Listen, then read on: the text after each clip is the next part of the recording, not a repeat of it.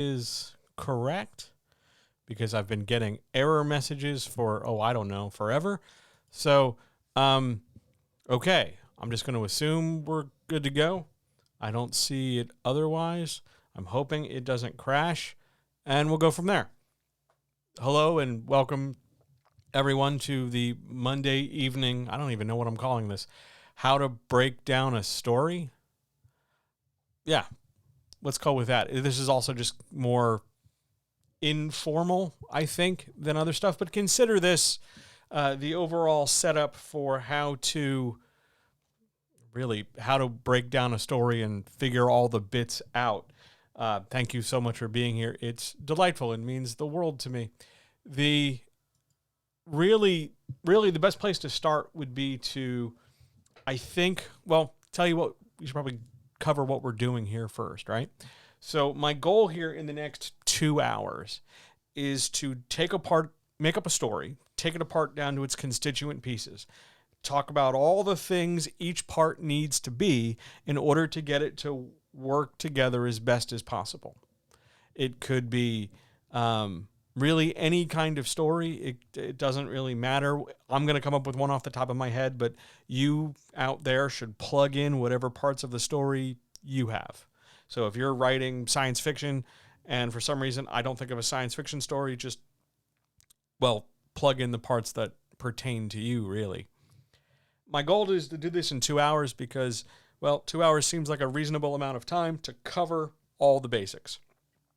And if for some reason I can't seem to do that in 2 hours, then golly, either I'm taking forever or I've completely misunderstood what it is I do. So let's just start. I want to identify first the key elements in stories.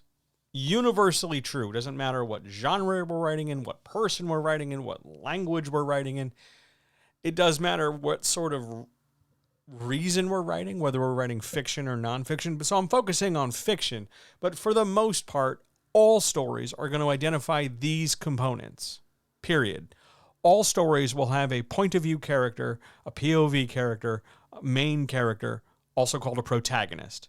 Sometimes it's one person, sometimes there are multiple people. We identify those stories as MPOV, multiple point of view characters. But you're going to need at least one.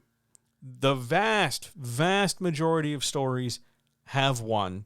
One is plenty. There are some stories, and there are going to be some people probably out on this very internet who will tell you that certain genres need and require and demand multiple points of view. And that's not the case. You can have them. I mean, any genre can have multiple points of view. You just have to get creative about who those points of view are, just like you would otherwise. But there are no genre in fiction that require multiple points of view. Some genre work better as single points of view based on the typical story you can come to expect in the genre, but on the whole, you can do either single point of view, just called SPOV or just POV, or MPOV for multiple points of view. And if you're about to ask, how many people should multiple POV be? You generally, in English, in modern writing, want to get somewhere between 2 and maybe 5, 2 or 6. 6 is usually a nice hard limit. Any more than that, yes. Can you do more? Yes. A better question is, should you do more? And the answer is no. Because after a while, you've got to assume and figure out that your reader has to keep these people straight. And if you are making only minor differences, or worse, minor cosmetic differences from character number 5 and character number 7, you've got to expect some kind of reader confusion. Having more characters tell more parts of a story does not make automatically a better story. All it shows when you start to fatten up the cast of your story, all it shows is that you thought of either a story that makes sense to you that you've told a million different ways, or that you just were able to think of a lot of characters and isn't it so great and aren't you just a great writer and look at me, look at me, look at me. The benefit of writing in multiple point of view is that much like looking at a gemstone with different cut facets, you are getting a different experience and a different lens to view the thing from all these different angles and all these different twists and turns in your hand.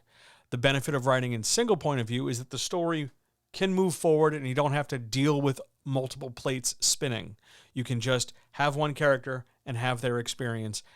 And either way, whether single point of view or multiple point of view, your goal should be to connect with the reader. And when I say connect, I mean stir something emotionally. Make them feel something. Make them care. It doesn't matter what it is. It doesn't really, I mean, you want to obviously have an emotion you're aiming for. I want you to feel sad. I want you to feel happy. I want you to feel this or that. That's great. But ultimately, you can't force it. And a lot of writers get hung up on the fact that they need it to be, I need you to feel feeling X. And they try really hard. And because they're trying too hard, it just doesn't work. You've got to kind of loosen your grip a little bit and it'll happen. You just have to trust the reader to meet you halfway to have that emotional experience you intend them to have.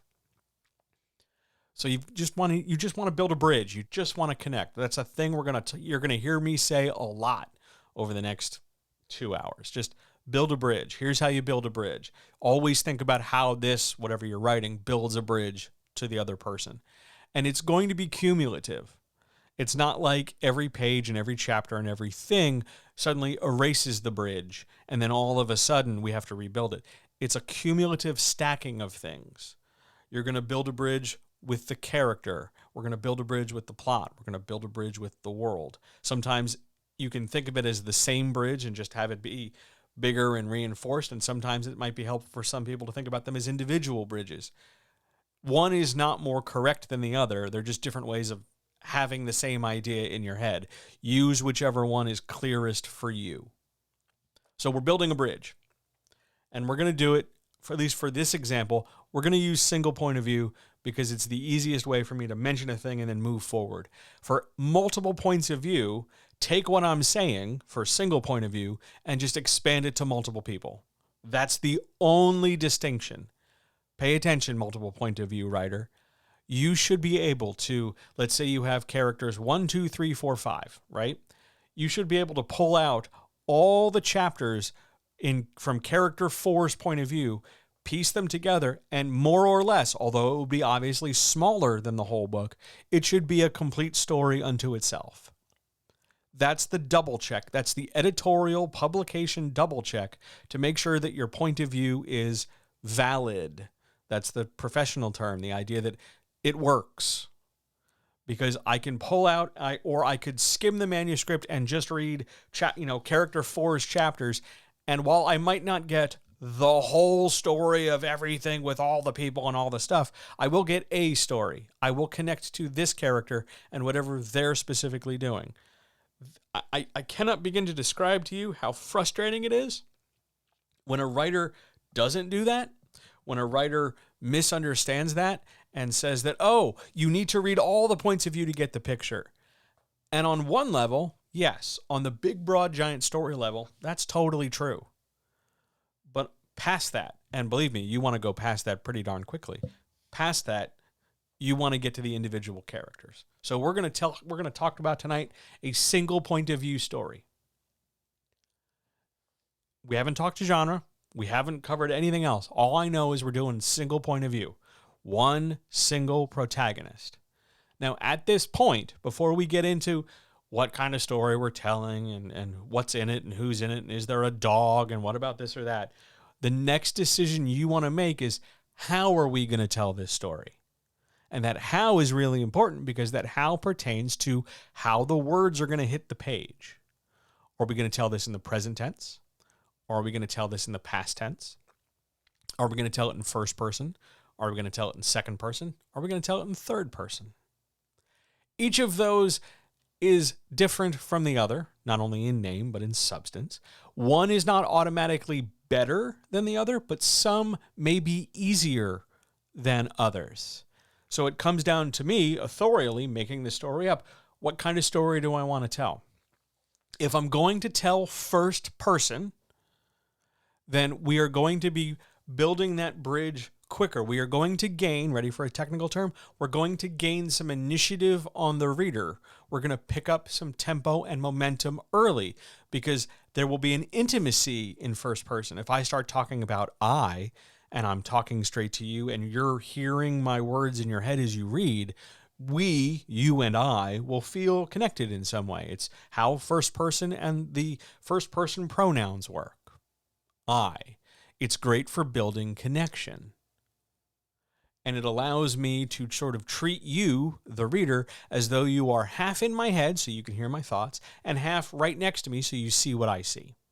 It creates some intimacy. It also gives me some natural boundaries on the story, because if we're just following me and what I'm doing, we are not 10,000 miles away dealing with some other thing on the other side of the world. We are just here with me. So we are giving ourselves some boundaries. And if that freaks you out on some way, oh my God, boundaries, I don't want you to freak out. We need boundaries. Boundaries are our friends, not just emotionally and therapeutically, but creatively, because boundaries let us know the space we can play in. We don't need to be raptors constantly testing the fences. We can instead stay in this whole big wide open space and not go near the fence in order to show how cool we are. We have this whole big area to roam in. We can tell a big story here. It's just fine. Don't feel like the boundaries are holding you back or limiting your creative vision or stopping your genius or anything like that, because it's just not the case. You are not being penalized because you have limitations on your story. If anything, you are being encouraged, I should say, to do more with the stuff you have. So, first person, very useful for building that connection quickly. It doesn't immediately make it and leave it alone. Nothing I'm going to talk about is do it once and forget it. But it certainly facilitates first person, It facilitates building an initiative faster, picking up the tempo, getting us moving because we feel like we're already connecting on some way to the character. If that's not your cup of tea, let's try second person. Second person is going to position it so that I am talking to you and I am directing you more. I am someone in some ways controlling your understanding more. You. And that's going to facilitate a certain understanding of how the story is happening around both of us. It will be mostly happening to you because that's the person to whom I am speaking, but it will still give us some kind of connection. It's going to be a different kind of connection because the more I start talking about you see and you do this and you do that and you think this and you think that, there's a kind of control implied there. Do you understand? There's this sense of a little bit of lecture, a little bit of like leading and what I always felt was very parental in terms of sort of how I'm talking to you. You know, you're going to do this and you're going to do that. It always felt very finger wagging to me. Now, maybe that's not your experience. That's fine. But second person can be trickier than first person. It can also be trickier than third person, but we'll get there in a minute. But second person can be trickier than first person because it can be hard for a lot of people to figure out how I'm going to describe a thing beyond just what you see. And we'll talk more about tense and what's called formation when we get into third person. But overall, second person can be trickier. It still builds a bridge. All our persons build a bridge. But it's a matter of where do we want to position the reader. First person puts the reader half in the head of the character and half out. Second person puts them more fully out, but next to. We're not so much in my head. You're standing next to me as though we are touching arms. We are immediately next to each other, joined at the hip. If that's too much, and for a lot of people, it is, because it's just kind of a lot to consider. It feels a little awkward when you think it up. It feels even more awkward when you read it. And for a lot of writers, the sentences can feel very stiff. They can feel very lumpy. It just doesn't seem like smooth writing, which is fine. So that usually leaves us with third person. Now, the internet goes nutso for third person because they want to add all these extra labels. Oh, it's third person close. It's third person limited. It's third person far. It's third person omniscient. Let's dispense and simplify this down. What they're talking about when things are close or things are limited or things are omniscient, it refers to the amount of coverage, there's your technical term, the amount of coverage the reader gets from reading and picturing in their head the mental movie you've got on the page. Third person close means the story stays close to this character or the characters you're following. Third person omniscient is essentially God mode. We are essentially going to look down and see everything to the same detached but extreme degree. And then there are all different kinds of flavors in between that. Close view, and close is also limited. It depends on where you went to school. It's the same term. But close and limited versus omniscient. And it all refers to how big a screen is our movie playing on in our heads. The more IMAX it is, probably the more omniscient it generally tends to be. It is not a given automatically, but sometimes it's, useful that way. Now, the difference between third person and first person, because most people, when they tend to write, either lean first or third. Third person gives you some freedom to be somewhat removed from the character. We get to expand our experience here. But this is great if you have multiple characters, because we're no longer limited to what I feel and what I say. Now we can jump over there to Kevin and jump over there to Susie and jump over there to, Shonda and jump over there to whomever else. And we can still kind of keep it within the boundaries of our story. So first person, different than second person. Different from third person. Third person is often a lot easier for people who have a lot of ideas about what they need to describe. I have all these rooms, I have all these scenes, I have all this landscape, I have all this stuff to describe. Third person's very good for that. You can do it in any person, but it's pretty common to settle into third person in order to make sure the reader gets everything in their head. And that leads us to this idea of formation. Formation is the idea of how you put the story on the page so that the reader understands what the hell you're trying to say. It's the idea that somebody reads a thing, whatever it might be, with the intention of putting a mental movie in their brain theater. When they read, they imagine. That's what we hope for. It doesn't always happen, but that's what we hope for.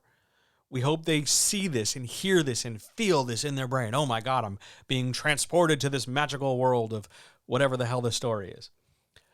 Better formation means the story is better crafted and it ends up on the page in a way that is more evocative.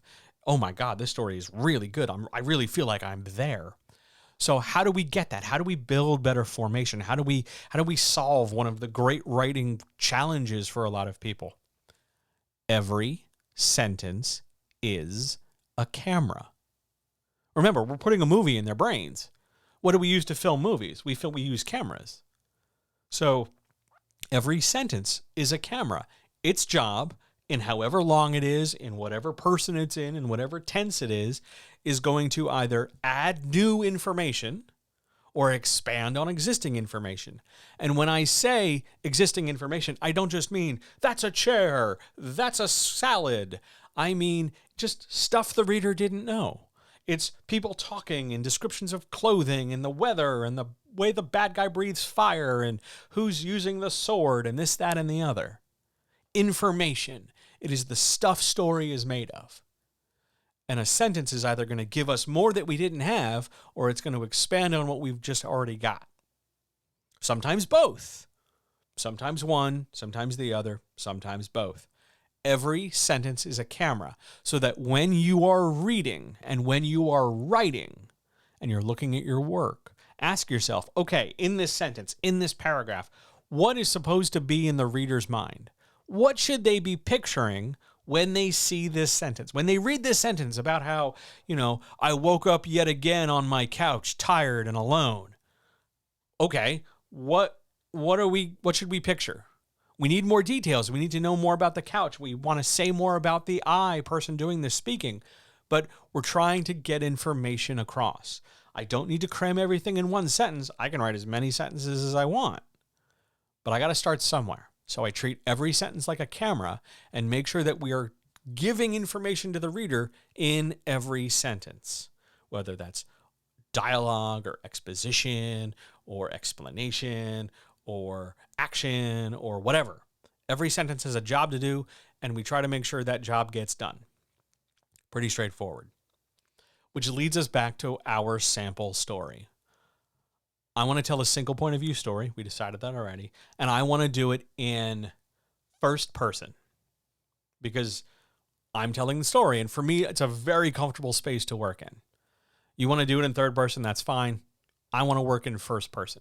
What's our next challenge? What tense do we tell it in? Okay. This is not the big giant, oh my God, terrible thing that people make it out to be. It's just another decision. Writing is the act of making decisions. So we're just going to make a decision. We can do it in one of two tenses, past or present. The majority of stories we interact with are written in the past tense. It gives us a great deal more flexibility with how we describe things and how we set up things. And it lets the reader feel just a combination of detached enough because it happened down there in the past or over there or not currently. It's not like I can look out my window and there's the story happening. But it gives us a little bit of detachment while also keeping us attached because it's comfortable. We're used to seeing things told in the third person. Sorry, not the third person, the past tense. Sorry, I was muddling my thoughts together. So we're in past tense. Well, okay, and that applies to first person, second person, third person, past tense, totally fine. And it again, this is one of those things that transcends genre. You can do any genre in any tense and in any person. Some combinations are going to be easier than others, though. Past tense is common. It's good. You can certainly get published writing in the past tense. Loads of people do all the time. You can do it in the present tense. Now, here's a challenge for the present tense. Consistency. A lot of people can do some sentences in the present tense, no problem. But all of a sudden, once the scene starts moving, things start going along, people start talking, the camera has to move around mentally. We slip back into past tense just out of habit, just because we're used to seeing stories in the past tense. Let's be really editorially and publishing clear here. It's okay sometimes, in small doses, in some cases, if one sentence suddenly wobbles that tense. Because sometimes to say a thing for one sentence, you just can't use the tense you're in. You gotta change it up a little bit. You have to use some other version of that tense to get the idea across. I had been going to the store when it started raining. I could say it was raining when I went to the store, or as I got in the car, it started raining. But these are all different permutations of past tense, and that's fine. That consistency, the overall cumulative effect of the most number of sentences being in one single agreed upon tense consistently and regularly is enough. If you are ever curious, hey, what's going to get my book rejected from traditional publishing the fastest? Or what's going to get me the most one-star reviews ever? By all means, feel free to use every tense you want, just whenever the hell you want with no consistency. Or switch persons. Start in first, go to second, go to third, go back to first, go to third, go to first. Just hop around. Do all that. Go crazy. And I guarantee you will stack up. You will pile up those rejection letters and pile up those one-star reviews. Pick a tense, pick a person, pick a point of view.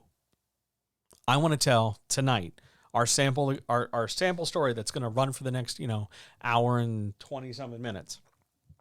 I want to tell a first-person, past tense story.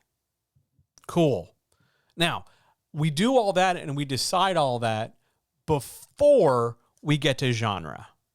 Before we get to, well, what kind of story is it? Before we get to plot. We want to figure out this foundational material first so that we don't have to worry about it later. Because if we decide, I want to tell a fantasy story with a dragon and a curse, cool. That's great. I'm really excited for you. That's wonderful. But we still have to answer the question of, well, how are we going to tell this story? So answer that how part first. Make it easier for yourself. I'm telling a first-person past tense story. Let's go. Single protagonist. Let's go. Awesome. What's next? Now we get to pick genre.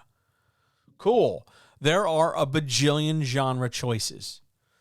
Like action or thriller or romance or horror or science fiction or fantasy or Western or something. All of those are what are called umbrella genres. They contain underneath that umbrella who knows how many subdivisions, like historical romance, or erotica falls under romance, or high fantasy, or military science fiction, or hard science fiction, or soft science fantasy, or political thriller, or legal thriller. All of those things that are generally one word hyphenated or two words or more, those are all called subgenres, and they sit under umbrella genres. There are tons of them. If for some reason, whatever you're writing, you can't easily classify into a subgenre, don't freak out. It doesn't mean the story's bad. It's just you can't think of the subgenre. Deal with that later. Find the umbrella genre it sits under, and that's just fine. And if you're ever not sure, because maybe your story could be a little of this subgenre, could be a little bit of that subgenre, don't try to find a way to mush the two subgenres together. Just put it under the umbrella and move on with your day. It's fine. It's really fine. I'm going to tell you a small secret about traditional publishing. A lot of the people doing the reading of manuscripts, they don't know all the subgenres either. So if you sound like you know what you're talking about, it's probably going to be okay. There's your third fun fact. There's going to be a lot of those kind of snuck in tonight because that stuff makes me laugh about this job. So, what genre do I want to tell? Now, I am most familiar in crime and detective fiction. Gritty, two-fisted stories about private eyes and sexy dames, or actually sexy anybody's, and solving a case and doing all that. That's my comfort zone. Those are the books I read most often, followed closely thereafter by legal thrillers, because they get kind of crunchy, and I like crunchy. And I spend most of my working day dealing with romance and science fiction, so the last thing I want to do to relax and get away from work is read more of the stuff that I do at work.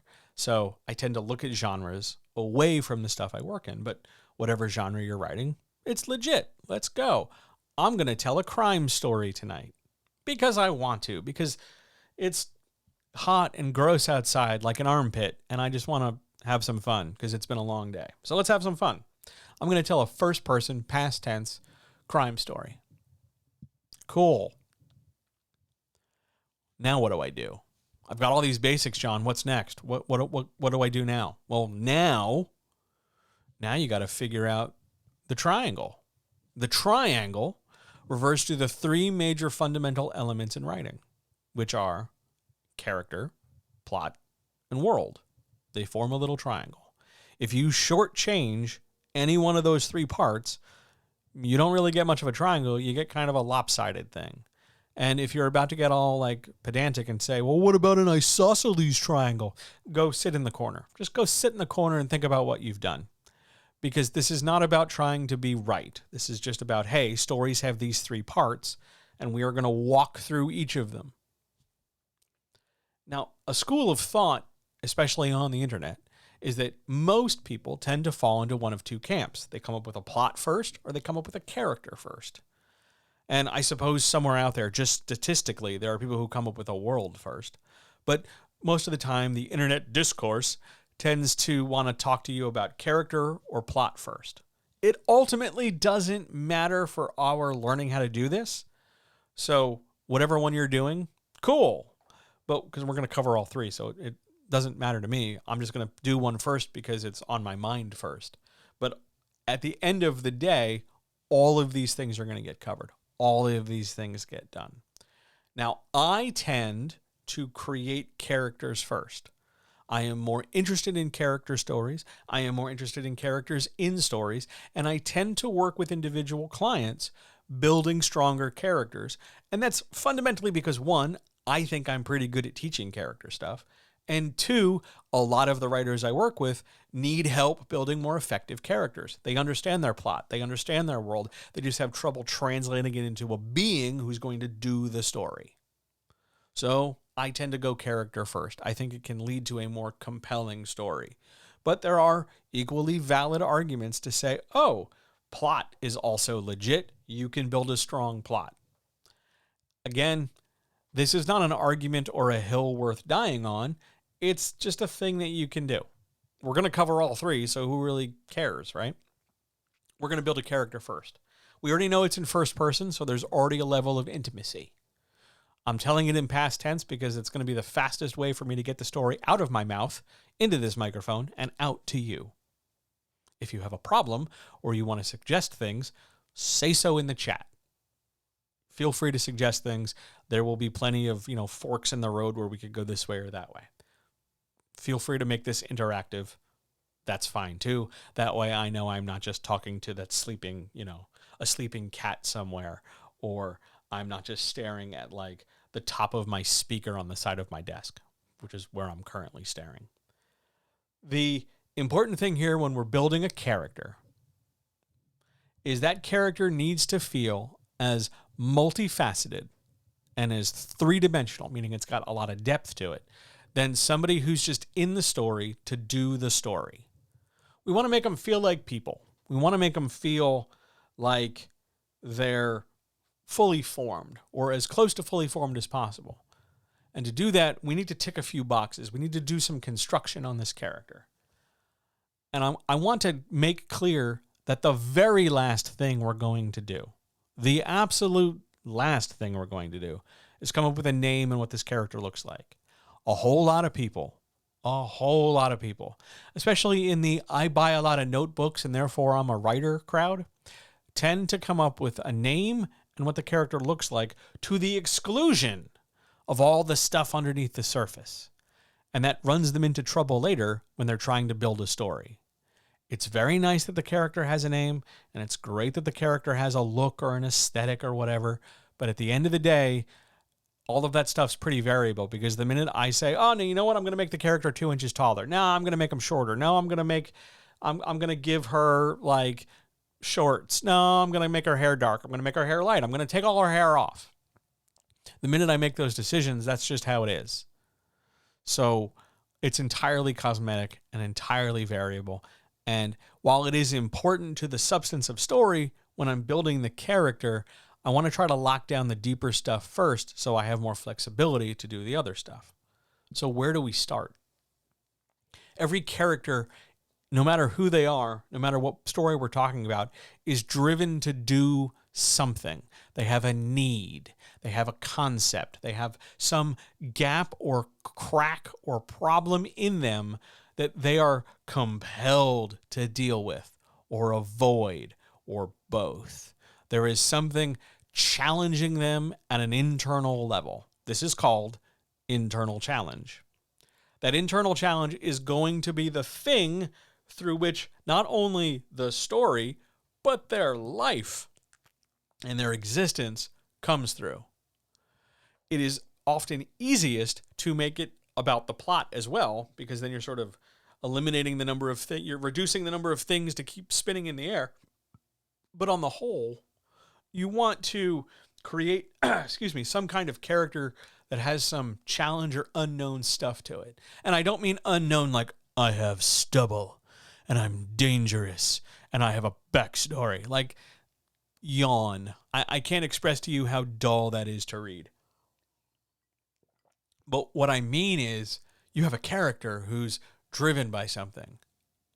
The criminal in our example, could possibly be driven by, I never got the approval of my family, so now I go out of my way to make sure that I get noticed by them. Or every woman or every person I've ever been attracted to, I should not assume heteronormativity, so every person I've been attracted to has always broken my heart. So I'll make sure not to get too close to anyone. There's some kind of issue, some kind of thing, and it's going to affect me not just within the plot, but as a person. Because remember, the plot of the story is just one thing this character does. It's the thing that the book is about, but the character doesn't only exist for the sake of this book. And that's true whether we're writing a series where there will be multiple plots affecting a character, or a single book. I'd also like to point out that I didn't specify if we were writing a series or if we were writing a single book, because that decision is not a decision you want to make at the start. That's a decision you make later, because the earlier you make that decision, well, the more mistakes and the more problems you're inviting into your process. And if you ever want to watch somebody flail around, if you ever want to watch a writer just spin and spin and spin their wheels, make sure they tell you way up front in like the first sentence, oh, I'm writing a series, but my first book isn't done. No good comes from that. It's just a no. Go sit in the corner and go think about what you've done. It's that level of stuff. What you want to do is just create this character. What drives them? What challenges them? And if we can get it into a form of a question, we can keep that straight in our heads and straight in our notes. What drives our character? What makes them do this? What gets them out of bed in the morning? What upsets them?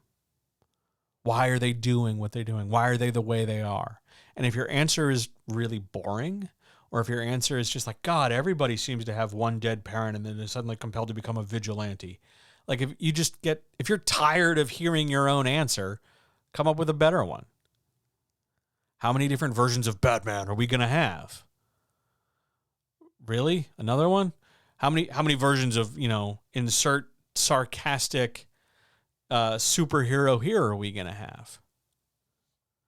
If you answer your own question and you're bored with your answer, change it. Please. Please. The important thing here at this point, when we are developing this sort of core question for our character, is that this is one of the first points where you can distinguish yourself from everybody else. But I don't want you to feel like you have to try so super hard to do it. Oh my God, I must be original. We've been telling stories for 10,000 years, and I, one person, me, in my room, I'm the one who has to come up with a thing no other human in 10,000 years of stories has ever thought of. No. God, no. No. Just no. No. That's not how that works. All you need to do is come up with whatever your idea is and tell it to the best of your ability. And it will, by default, stand out from everybody else. So just come up with what challenges your character. What is your character driven by? How do they feel? What's their default? If you were to summarize them into a short phrase that maybe included their job or their base identity, but also included some content about their nature, what would you say? Would you summarize, for example, my criminal example character? Are they a haunted loner? It's a little boring. What else can we do? I like the word haunted. Let's see what else we can come up with. Are they a haunted person running out of last chances? I like that. Let's do that. That sounds fun. All I did was come up with a phrase. Wasn't even a complete sentence. Doesn't have to be a complete sentence. No one's checking your work. This isn't high school. Come up with a phrase. A haunted loner running out of last chances. That's my character. We call that a character concept. Once we have that, once we have a concept defined, we can start breaking down its other pieces. What other pieces? 3 other pieces. We have to give a character skills. Characters have to do stuff. We have to give a character fears. Because even if the character is the most alien who ever aliened, there's something somewhere in the world that they're afraid of. It doesn't have to come up in the story, and it might be something benign like they're afraid of raw chicken or pickles or something, but they need a fear. They need something to eliminate the perfection from them. We're going to talk about that in a second. They need skills, they need fears, and they need goals. Things they want to accomplish. Not just, I want to solve the plot, or I want to do the thing that the plot is. They need goals beyond that.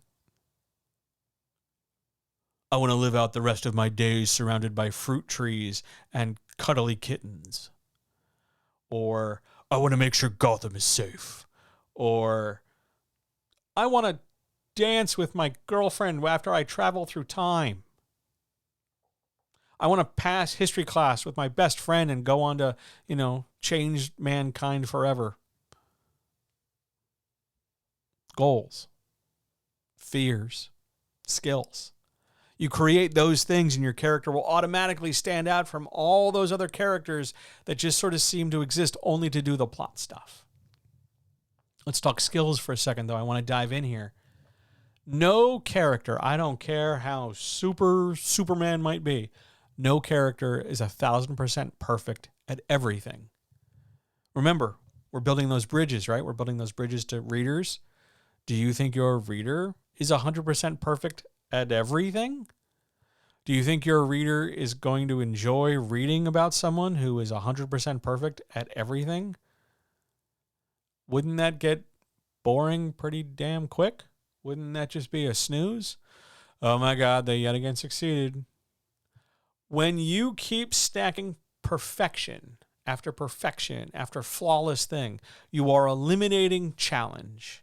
And when you eliminate challenge, you make it harder to build a bridge between character and reader. You need challenge. Characters need to be challenged. If you are unwilling to challenge your character, and I'm going to watch my viewer count plummet when I say this, if you are unwilling to challenge your character, I really need you to reconsider why you're writing this character. Because they need to be challenged. Because if you're trying to get a movie into somebody else's head, challenge is inherent in story. Overcoming an obstacle, overcoming adversity, overcoming some kind of problem, finding a solution to a thing, fighting a bad guy, defeating a dragon, casting a spell. Yes, stories are supposed to be about challenge because when we talk about plot is challenge. You can't keep a reader's interest. Yeah, you're fine. Don't worry about it. You cannot keep a reader's interest by having a perfect character unless you are the only reader and you don't really care about anybody else. The vast majority of writers say they want to care about other people, say they want to make an engaging character, and are pretty willing to put challenge in front of characters and make things difficult. But sometimes you run into people who are just unwilling to challenge characters. They don't mean to. It's not malicious. They just don't want to. They don't think about it that way. Oh, my character's really good. They've existed for thousands of years. They're essentially immortal and they're super wealthy. Well, then none of those things are challenges. Now that's fine, but what else you got? Like, okay, he's a hunky, glittery vampire who's lived, 100 years and he's still dating high school girls because, sure. But what challenges is he going to face? You need challenge. It makes story interesting. If you can't challenge a character, you're not taking a big enough risk as a writer. Now, some people take that some people hear all this. Oh, my viewer count did plummet. Cool. Thanks, guys. I'm pointing that out only because there's a pretty decent delay between what I'm saying and what you're hearing, and it just stands to reason that when I say something like, hey, you need to figure out your character, people dip out. Well, I want to talk about challenge because some people take it the other way, and instead of under-challenging, they over-challenge. They take it way too far. Like, oh man, instead of just like, oh, my plot is going to be making a sandwich. That's the amount of challenge. That'd be too low. Instead, it's going to be, you have to fight a dragon using only a shoelace. Go! And they scale way too high. And I don't know why they do that. I guess because the idea being, if you see a character overcome something that large, it makes them extra super badass. Oh my God, they defeated a dragon with just a shoelace. Yeah, but like, it's really hard to believe that is reasonable depending on how you're telling a story. You don't want to scale the challenge so hard that a character doesn't stand a chance, and you don't want to underscale the challenge so light that the character doesn't break a sweat. So in our big bell curve of stuff, lop off those little ends, the fringe ends. Like John Wick with the pencil. Well, John Wick with the pencil is a completely sort of. It's more like. I got to think of a perfect character. A lot of Disney princes are perfect characters. A lot of white dudes in stories tend to be perfect characters because I just do things and there are no problems for me and I am in charge and it is glorious. That stuff. That gets boring in fact. It's like real quick. So we can do better than that. So we need skills. Now, our character needs a variety of skills. And if you really want to get crunchy, the general way to do this is to give them one or two things that they are the best at. Not the best in the planet, not the best in the galaxy, not even the best in their city. Just two things that they are the best at. Out of all the things they do, if you were to get graded like Gaston, yes, like Gaston, but he just wins all the time. A Gaston that doesn't fail. Like that. Good call. Skills. You want to have your character do one or two things just amazingly well. Like if they were going to get a grade on these two skills, skill 1 and skill 2, they'd get an A, no problem.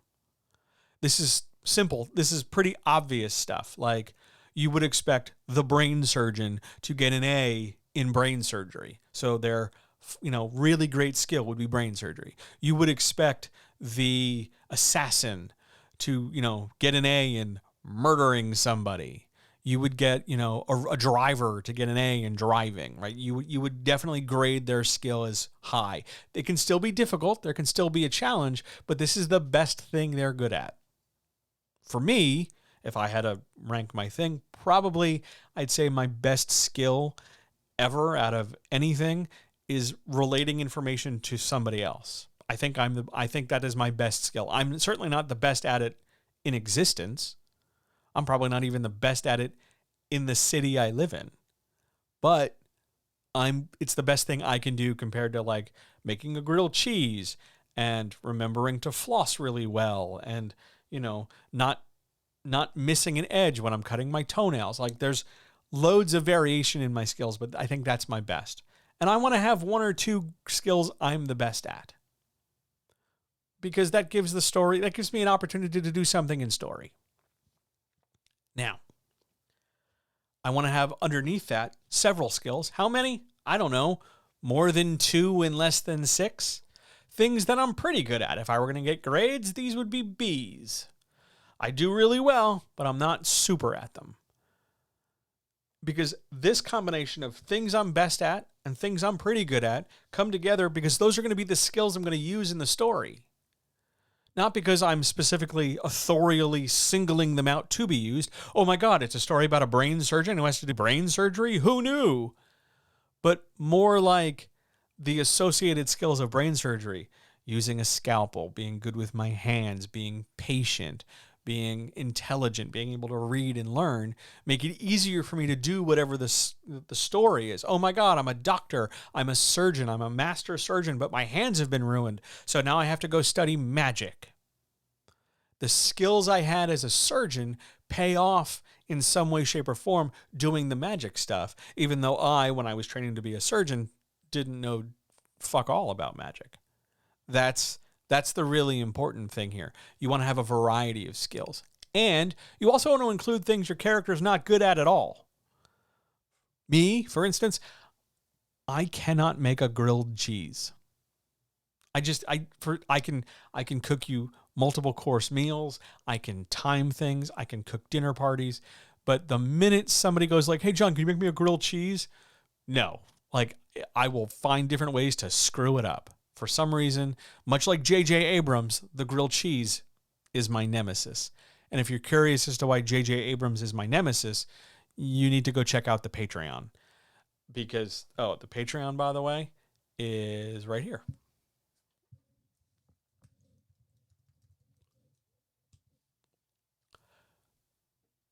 Because, anyway. You want skills you're not good at. You want skills that your character struggles with or fails at because it, again, makes it relatable to a reader. You don't want a character who's good at everything. You don't want a character who fails at everything. You want a character who's good at some stuff, pretty good at other stuff, fails at some stuff, and is at least trying to get better. A well-rounded, active character. That said, not all of these skills need to directly show up in the story. They can be adjacent. They can not come up at all, but the character development needs to be there. Wants and fears are another thing, because you've got to get your character out of bed. You got to get your character moving. And it can't just be, I'm here to do the plot. We talked about that. But characters exist for more than plot. You know, your character's big goal of being too old for this shit and one day retiring, or building a boat in their basement, or other boomer dad things. Goals. I want to settle down and find a good person and live out the rest of my days in peaceful quiet. Fine, great, cool. I want to kill every last person who hurt my dog. Goals, great. I want to be left alone. I'm out of the life. Now I'm being dragged back in. I want to be the captain of the Starship Enterprise. Goals. You want to give your character a diversity of goals. How many? Between 2 and 4. They don't have to necessarily come right into the story, but they need to be there because your reader has goals. Yeah, they want to read the book in the short term, but I bet they also want to, grow up and be a thing or do a thing or make some money or not die or not get sick or avoid the plague or try not to get shot or, I bet they have goals. So your character has goals. Again, it's about building those bridges. Lastly, let's put a button on characters and then we'll move to plot. Lastly, our character, with their skills and their goals and their drive and their concept, should have a moral code by which they live. A rule, a set of rules of what they are willing to do and not willing to do and how they see the world. I don't kill the innocent. I only go after the guilty. I don't break the rules. I follow the law. I don't harm women and children. I don't go out on Tuesdays. Whatever. They have a moral code, a set of rules they follow. How many? More than 2? Beyond that, it's up to you. Because those rules are going to dictate how they handle any situations that we encounter in the story. Because generally, your character isn't going to break those rules. If your character has a moral code and you keep writing situations where they break that moral code over and over in lots of different ways, it's not really much of a moral code. And if you only have like one rule and all your stories, Batman, seem to be about, constantly needing to break that rule, Batman, and then over and over your character keeps needing to break that rule, Batman, after a while, your stories feel dull, Batman. What you want to do instead is come up with a set of rules your character lives by. They never have to explain them outright in the story. You don't have to have a moment where they go, hey, look, I have 6 rules. Here they are. 1, 2, 3, 4, 5, 6. There's not going to be a quiz in the back of your book. No one's doing that. That's not a thing. Your character's moral code should come across to the reader by seeing the character in the story. By experiencing the character in action, the reader should be able to pick up on more or less what the moral code is. And I think this might be a really good time before we pivot away from character to plot to get across this very critical thing, this absolutely positively essential idea. You as an author do not have to get 100% of everything in your brain onto the page and then 100% exactly and flawlessly into the brain of the reader. You just don't. There's not going to be that perfect transmission. You don't need them to totally get everything. You don't need them to know, first of all, they're not going to care as much as you do just because they're not you. But you don't need to try so hard to get every last inch of everything across. Lighten up, Francis. It's going to be okay. You don't have to be perfect. They're still going to like your story, even if they totally missed the fact that you said there were 14 French fries. It's okay. Just say there are French fries. Just move on. That's the character section. I know we took a long time getting there, but the good news is that's, for me, one of the more complicated sections. Up next, we're going to do plot, and then world, and then I want to talk about building scenes. Plot, then. Plot, as we mentioned way earlier, plot is conflict. Plot is all about conflict. Plot is about conflict, and plot is about challenge. Now, there are generally different flavors of conflict and flavors of challenges, depending on how big a deal they are in the story. The big conflict of the story that affects the most, or the largest number of most important characters is your A plot. Now, what am I talking about? Your A plot, fundamentally, is the thing that the whole story is about. And it affects the most number of important characters being the protagonist plus extras, your main character plus the sidekicks. Sometimes it's just the main character. Sometimes it's just, well, this story is about one person learning to ask for help or getting rescued from being trapped in an elevator. And the main plot is just that. It doesn't necessarily need to always be the whole galaxy is in danger and only that guy can do something about it. It can be something small. There's nothing wrong with a small A plot. It's just that the biggest deal in the story, the biggest conflict for the story, there's your A plot. We separate from that into B plots. B plots, and yeah, you can have more than one, but generally don't go like wild. You want to have somewhere between 1 and maybe 2 or 3 at most B plots. Those are things like specific to some characters or specific to some parts of the story. They are plots unto themselves. They're whole plots, but they involve a smaller number of people on a smaller scale. They happen over there in the background or just in this act or just in these 5 scenes, and they're important because they're in the story, but they're not like everything the way that the A plot is. Character arcs are a kind of B plot. So are romance arcs. So are redemption arcs sometimes. So are growth arcs for characters. So are loss and grief arcs. There's all these different kinds, but they're often B plots. They can be A plots if you spend the majority of story stuff on them, but they can also be B plots. No, I want to answer something I saw on Twitter before. No, you can't just have 6 B plots or 10 B plots or 2 B plots and say, I have all Bs and no A. I mean, it's possible to write it that way, but you do have to come around and finally pick one and say, that's my A plot. Can you have more than one A plot is a question I saw somebody on the writing community talk about. And the answer is yes, but please don't.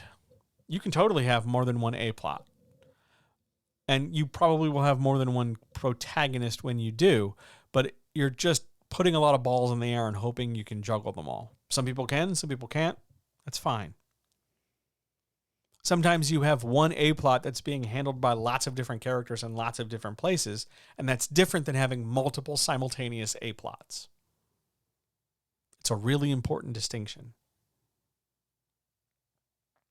Generally, you have one A plot and 1 to 2, 1 to 3 B plots.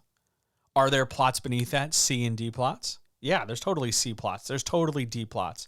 And those get, as we go lower in the alphabet, they become less and less important and seem to affect a less and less important character or less and less important event or events as we go. Can we go past D? Yes. Should you? No. There are E plots. There are F plots. This is especially true when you have massively huge character lists, like big giant, I've got 15 characters in an MPOV story. Yeah, you're going to end up with F plots, but don't expect the reader to care so much because the reader's not really there for the Fs and the Ds, or even the Gs or H plots, which can still happen. But you want to try to keep them focused on the A plot and the B plots. To build a plot, you want to identify a single question and pose it to the character or characters involved. What happens? So let's use our our hunted criminal running out of last chances. What happens when something too good to be true? I'm trying to think. I'm sorry, I drew a blank. I was having this brilliant thought, and then I realized, oh, I'm just telling the plot to a Paul Newman movie. So I'm going to come up with something more exciting. What happens when your next last chance seems too good to be true? We frame it as a question. What happens when the absolute opposite of what you believe in comes to power? What would you do if marooned on an island with only a beach ball as your only friend? How do you survive being locked in a house for a year and a half? What happens when the killer you thought was gone suddenly returns after 34 years and lives in a sewer? Take your plot, take your conflict, frame it as a question. Framing it as a question is going to help you understand something called scale. Scale, when we talk about plot, refers to how big a deal it is and how many moving parts it's going to have. So what happens when our next last chance seems too good to be true? One, it's a little vague. I'd probably want to toss that around a few more times, but we can use it for our example here because it clearly sets up that there's going to be one last chance and it's going to seem too good to be true. So we can look at our other character stuff to figure out what that means. And it's probably going to be, a haunted loner gets pulled into a situation where it seems too good to be true. And if we screw it up, it'll be catastrophically bad for us. Do we know the particulars yet? No. Can we fill those in? Sure. It's a chance to clear our name and finally retire after one last score. All we need to do is rob this casino that's never been robbed before, and we'll be able to retire and disappear and live out the rest of our days. There you go. It's one last chance that seems too good to be true. Straightforward. Do we know anything about the casino? No. Do we need to? We do, just not right this second. But take your plot, take your challenge, take the thing, the conflict of the story, your A-plot conflict, and frame it as a question. And it can be a long-ass question. You can write the most college essay English class level question you want. Go to town. But try to frame it as a question. We'll do some examples. After being visited by the ghost of your father, can you seek revenge, even if it means killing your mother? Can you and your lover carry jewelry by yourself all the way across New Zealand? Who's going to sit on the pointy metal sword chair? Framed as questions. Yes, I had some fun with those. Those are goofy. But you see what I'm saying. Frame it as a question. And that's going to tell you the boundaries. Because again, we don't want to run away from the boundaries. We know, oh no, boundaries are bad. They're ruining our writing. No, boundaries are going to help us here. Oh, that's Hamlet. That's just the plot to Hamlet. Damn, that's a great one for the mom killer. Yeah, that's Hamlet. My all-time favorite play next to Romeo and Juliet's maybe my second, but I'm all Hamlet all day. All day. I'm totally down with the Danish Prince. Any character who opines over suicide and having to deal with the reality of life and then telling his girlfriend to back up off him. Yeah, I get it. I super get it. Oh, Macbeth is good. Macbeth's question would be, what are you willing to do to have fate both come true and be avoided? Just frame it as a question. And if you're sitting there going, well, I don't know how to get better at this, just start watching shows and movies and start figuring out what their plot is as a question. Can a blind lawyer become a ninja to defend the city from terrible, corrupt people?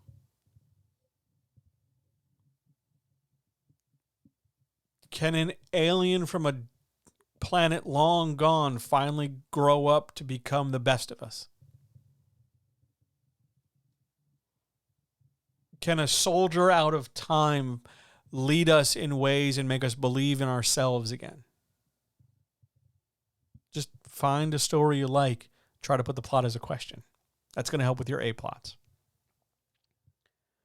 For your B plots, do the same thing, but instead of making it a big global question that covers everything, make it about the character. This is why it's so great to come up with those character wants and those character needs and those character issues, because those are baked in B plots. And if you want to really stretch it, you can also bring in your moral code. Now, granted, the most obvious bad example is, can a psychopathic billionaire vigilante who doesn't like to kill get pushed to the very edge and almost have to kill in order to do the right thing? There you go. There's your B plot. It's also your A plot. And sometimes, yes, your B plot can be your A plot. That's fine. Try not to make a habit of doing it all the time. But in some circumstances, that totally works. You want to set up a situation where your character's growth is demonstrable over the course of the story. Because how your character starts at the beginning of the story should not be how the character ends up at the end of the story. Some writers interpret that in big, giant, dramatic ways. Oh my God, I have to, make sure they lose an arm or something. Yeah, I guess that's one way to go. But it could also just be they've learned and grown in some way from this adventure. They've changed. They've become less jaded or more jaded, or they've lost their innocence, or they've, gotten a date, or they've learned to stop smoking, or they've, promised to never summon the dead again, or who knows what. There's a difference the reader can point to from page 1 to the last page in the book. Those differences are critical. If, by the way, you're wondering why a traditional publisher or an agent tells you something like your characters aren't believable or they feel flat, it's because you're not giving them any sort of development like this. You're not really giving them a compelling set of skills. You're not really giving them a compelling set of challenges. You're not really giving them a set of ways to grow. You're just sort of telling people, well, then they did this, and then they did that, and then he went over here, and then she did this, and she did that, and then she put her shoes on, and then she went over here. And telling someone a story across 300 pages or 200,000 words or however big your story is boring. It's not great. I want you to do better. I'm happy to teach you over the course of I don't care how long, until I'm dead. I'm happy to teach you how to do it better. It is possible. You should do it. Just practice. When we're building a plot, once we have it as a question, once we frame it to whomever or whatever characters need it framed, we want to split it into pieces. How many pieces? Well, you're going to need at least 3 pieces, and that being introduction, the bare minimum, introduction, climax, end. That's the barest of the barest. Generally, most people go to 4, introduction, development, climax, resolution. You see those 4 stages for a plot in any number of act structure you want. It's just more spread out or bigger individually as pieces. Usually, though, you want to do more than 4. Introduction, development, probably break up that development so it's not so dull. You throw some action in there. You throw another smaller challenge in there, something like that. And then you split it up further so that it's challenge, change of circumstance, challenge, building up to climax. Then climax breaks into resolution. You can split it up any number of ways into any number of pieces. Some writers will get stuck at this point because they'll keep thinking about different scenes. Now, these pieces I'm talking about do not have to be individual scenes. Can they be? Yeah, but they don't have to be. You can stretch these things out. They can be individual chapters. They can be multiple chapters.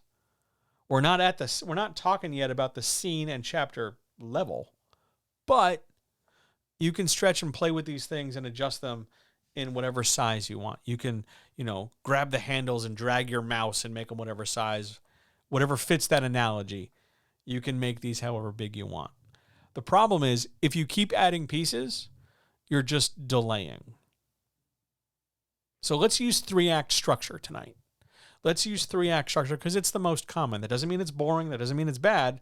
It's actually going to help us because, again, boundaries help contain our story and give us some focus. So, first act. We have to introduce the character in a first act. And we have to build up and sort of educate the reader on how to tell the story, how we're going to get this into their brain across the first act. And the first act ends when we bring in the plot. Put a pin in that. We're coming back to that. Because the other major thing that first act needs to do is build our world. This issue, world building, is one of those spots where a majority of writers, especially writers in Facebook groups and Discord groups and critique groups and the unpublished large assemblages of writers, get lost. Because it's something entirely under their control. Absolutely bar none under their control, but they fail to demonstrate restraint. They think, oh my God, I have, literally infinite power. I can just create at will with as much stuff as possible. And no one stops them. And they don't stop themselves, and they don't think they should stop themselves. They just keep going. World building should have boundaries. You don't need to build like the greatest D&D campaign world ever and detail every last inch of every last thing before you move forward. For world building, you need 2 views. The macro or major view and the micro or minor view. The macro, the major, is the world. It's the biggest container of story. Maybe that's the city, Gotham. Maybe that's, the American Southwest. Maybe that's Paris, France. Maybe it's SETI Alpha 7. Maybe it's the Bridge of the Enterprise. It's the biggest container of story. It's not necessarily where the most story will happen, but it's, if we were to zoom out, it's where story takes place.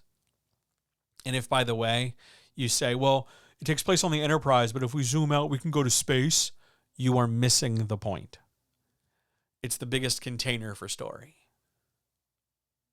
So figure out the macro view, because the macro view is going to be affected by your A plot. If, for example, our loving couple can't drop that jewelry as they walk across New Zealand into a volcano, then New Zealand will be destroyed by the CGI volcano eyeball monster. Oh no! That's a thing. That's a problem. We want to make sure our macro worldview is affected by our A plot. For a lot of people, that means scaling down that macro view. And that's not a sign of weakness. That's not a bad idea. You want to rein that shit in. Because creating this big, massive world with multiple continents and geopolitics and all this stuff, and then telling the story of just one intrepid young girl living her life is disproportionately boring. Because you're going to introduce all this different shit and then focus it on one very small part. And all your hard work is going to get lost. Because I'm going to discard about 75% of it trying just to follow that one character. So figure out your macro. And it's okay if your macro changes. Like, oh, we're going to go from this state to that state or this city to that city. That's fine. That's fine. Just zoom out wide enough to a view where you can encompass all those parts. That's your macro view. A lot of people make the mistake also of just zooming too far out and saying so. It's the world, John, the world. My story takes place with the whole world. Even though I am a girl from a small, rainy Pacific Northwest town, and this is my sparkly vampire boyfriend, all of a sudden, our whole story involves the world. No, you're a high school junior in a rainy Pacific Northwest town. How about we just have a story at that level, maybe, perhaps, kind of, sort of. Pick your macro, let it be boundaries. It's okay. And as we descend inward and zoom in, we move into the micro. and it's the micro that is the individual overall space for the story. So if we say our story takes place mostly on the Enterprise, then our micro would also be the locations specific to the Enterprise: the bridge, the transporter room, sick bay, Kirk's sexy swinging lounge. It might be the Batcave, or Wayne Manor, or the malt shop downtown, or the dive bar where all our seedy characters get together to plan this casino heist. Your micro view is going to be affected by the immediate actions and consequences of our characters, because they're the ones there. If on our seedy bar where all our seedy characters get together to plan our casino heist, if there's a bar fight there, the whole planet is not thrown into chaos. It's just a bar fight. Acting on the micro level generally does not affect the macro level, unless, like, we're talking about, like, one of them has a nuclear device. Then obviously, yes, the thing would be a problem. But if your micro level suddenly impacts your macro level, your minor suddenly affects your major, you might run into a case of what's called power scaling. Power scaling is a real problem for fantasy writers, because it's the idea that, oh my God, you're the one character who has the one spell that can destroy everything. No, that's not how that works. No. Power scaling is where all of a sudden the ability of a character suddenly disproportionately overshadows anything else going on at whatever level of story is being told. What do you mean our teenage girl is suddenly a vampire and she has the one power we haven't seen for 1,000 years? Oh, God, I don't think I could yawn any louder. Oh, my God. You want to be really careful with your power scaling. Well, he's just a special boy who lives under the stairs and becomes a wizard in some transphobic author's super billionaire express, her money printing machine. Oh, no. And then all of a sudden he goes from just like, hi, I'm new, to I'm the only one who can fight the super evil bad person. And it just seems to be me over and over and over fighting the super evil bad person. And all of you assholes just let me fight the super evil bad person. You jerks. Power scaling. Real big problem. To fix it, to control it, you want to make sure you either build your power proportionally and change your minors into majors and focus your story and move things along, or you don't give your character super convenient and major giant-sized powers for no reason. It's less interesting than you think. It's interesting to you. You're the one who thought of the idea. But again, we're building bridges to people. So build bridges. It makes a difference. We have now covered our triangle. We've got a character, right? We've summarized our character as the haunted loner who's running out of last chances. We've given them a plot. They've been given an opportunity to retire if they only do one last job. And we've given them a world where there's a seedy bar and it's the American Southwest, because that's just what I picked out of my hat. So build your triangle. From here, it's a real shame that there's not more people, because I'm about to give you a really significant lesson and magic trick when we're doing stuff. Because I want to teach you how to write a scene, any kind of scene that doesn't get flagged, edited poorly, or rejected. I think that might be important to you. So let's do it. Here's how you build a scene. Doesn't matter what kind of scene. There are many different types of scene. Action scene, dialogue scene, emotional scenes, discovery scenes. And we can talk about those if you want. Maybe we should. But building a scene, you have to know some stuff. You have to know where the scene is taking place.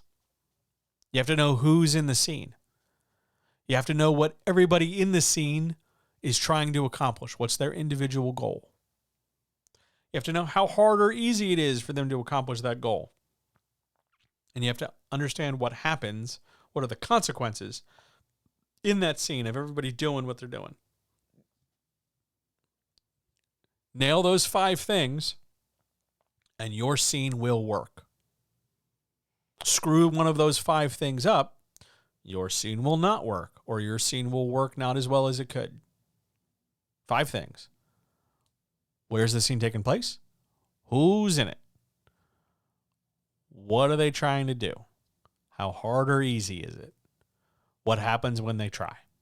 5 things. Doesn't matter if the scene involves talking. Doesn't matter if the scene involves, a bunch of teenagers and their very stoned dog looking for clues. Doesn't matter if it's, a knock on the door and 2 sexy co-eds invite the pizza guy inside. Doesn't matter what kind of scene it is. Nail those 5 things. Your scene will always work. What kind of scenes are there, though? I hear you asking yourself through the magic of the internet. Several. There are action scenes. That's where stuff happens. Sometimes that's car chases. Sometimes that's giant CGI robots punching each other. Sometimes that's, sword fights. What do I mean by how hard or how easy? I'm getting there. That has to do with a combination of emotional temperature and structural difficulty. We will get there. Action scenes, stuff happens. Dialogue scenes, people talking. How many people? Yes, at least one. Emotional scenes, somebody has feelings. How many people? At least one. Discovery scenes, at least one character discovers one or more things that they didn't know before. Those are your basic scene types. We can break it down further into challenge scenes or confrontation scenes, more or less the same thing, where one person is directly opposing another. How dare you steal the Johnson account from me? And then it turns into an action scene when all of a sudden I start fighting you. Loads of different scene types. Don't get hung up on scene types. Just go back to those 5 things. And you're going to do this for every scene. For clients, I generally tell you guys to do this in note cards or make a spreadsheet or break it down in Word or something where you have these pieces. The location of a scene is pretty obvious. Where's the scene? This is also going to help you organize it. What do I need to picture? What do I need to tell the reader? What should they be seeing in their head? Because every sentence is a camera. Who's in the scene? Also pretty straightforward and easy because that helps you figure out what goes in the sentence. If every sentence is a camera, what does the reader need to picture? What are they trying to do in the scene? Every character in a scene needs to be doing something. If a character's in a scene and you don't say anything about them, just assume that the character is just standing there, just like a store mannequin, just frozen quiet, standing there. It doesn't matter if you meant that they would be doing this. If you don't write it, if you don't convey it somehow, if you don't mention it, how is the reader supposed to know?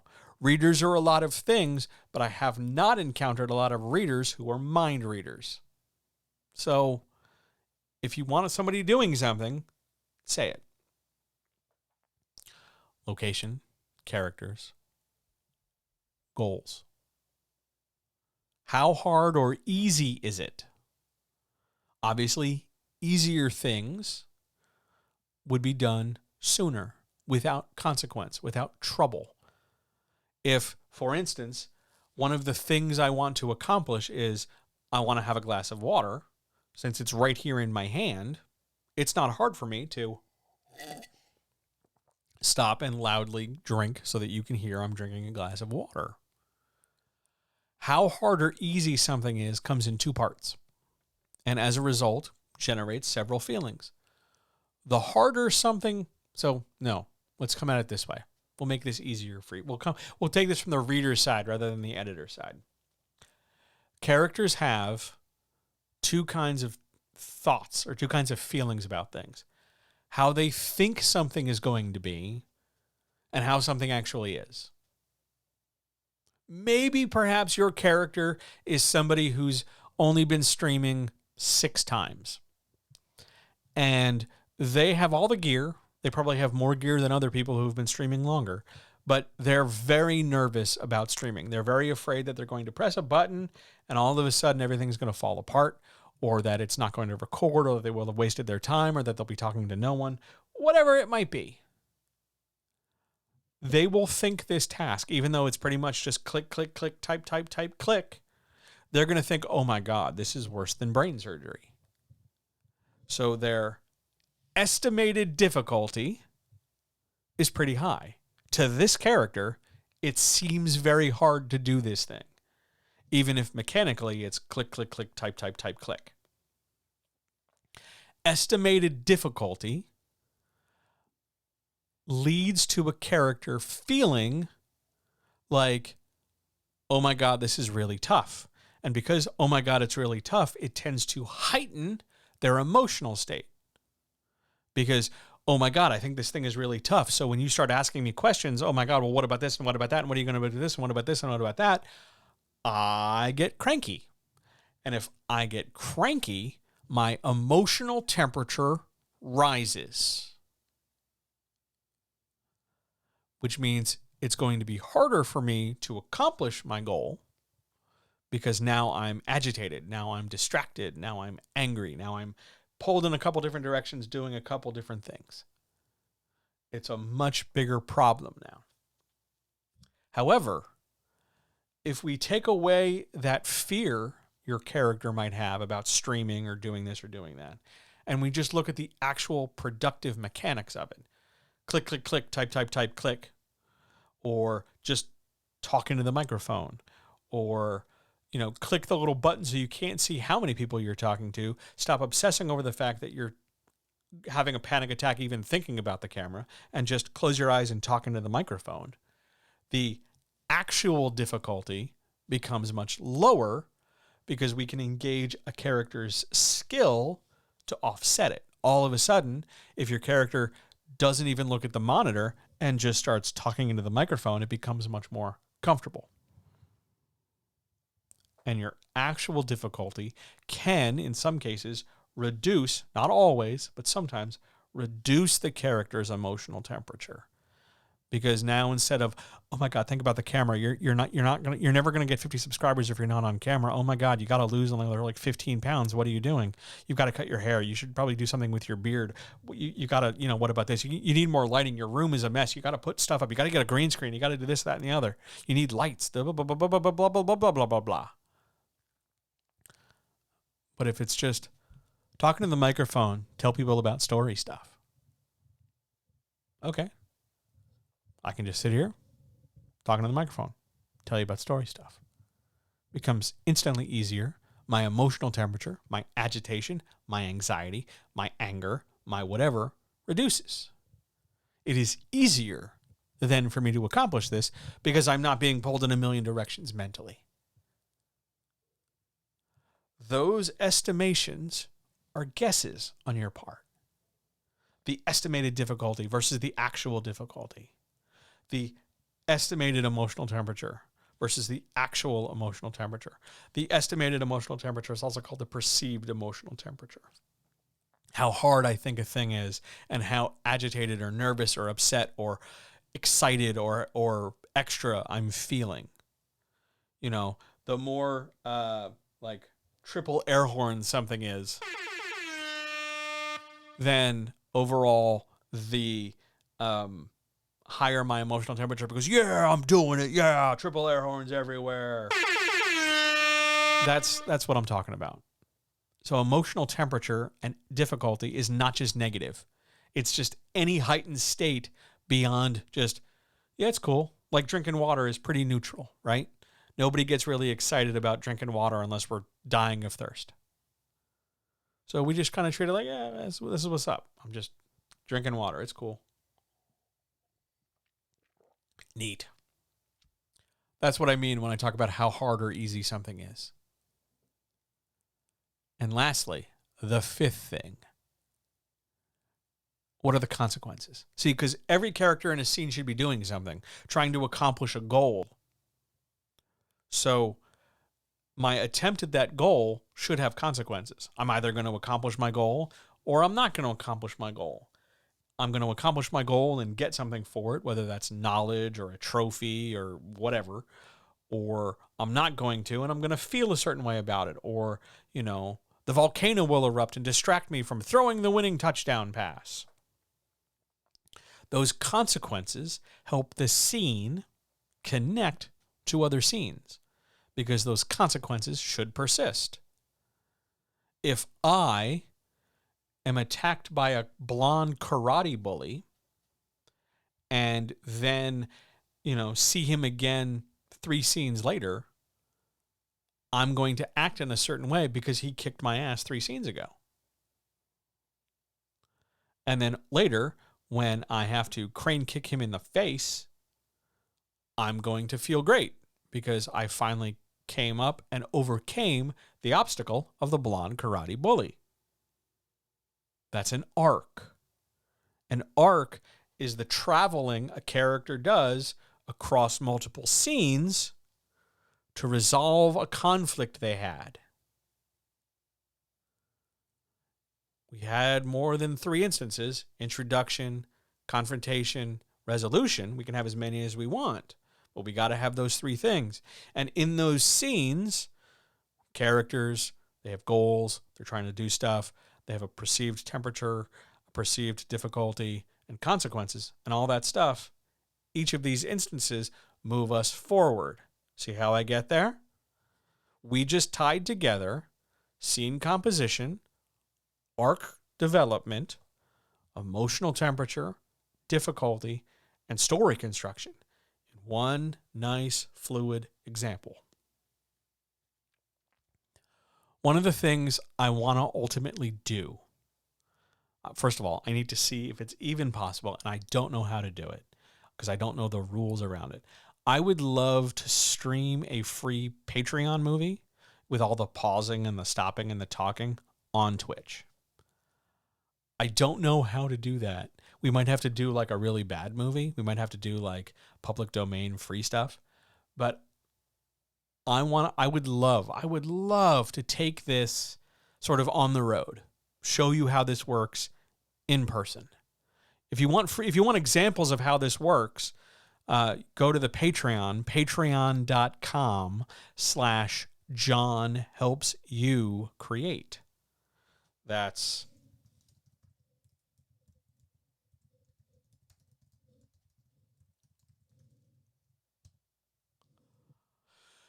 that link, patreon.com/JohnHelpsYouCreate, is where I do this every week just about with a ton of stuff. Right now we're doing Twilight, sparkly vampires, and werewolves loving babies everywhere.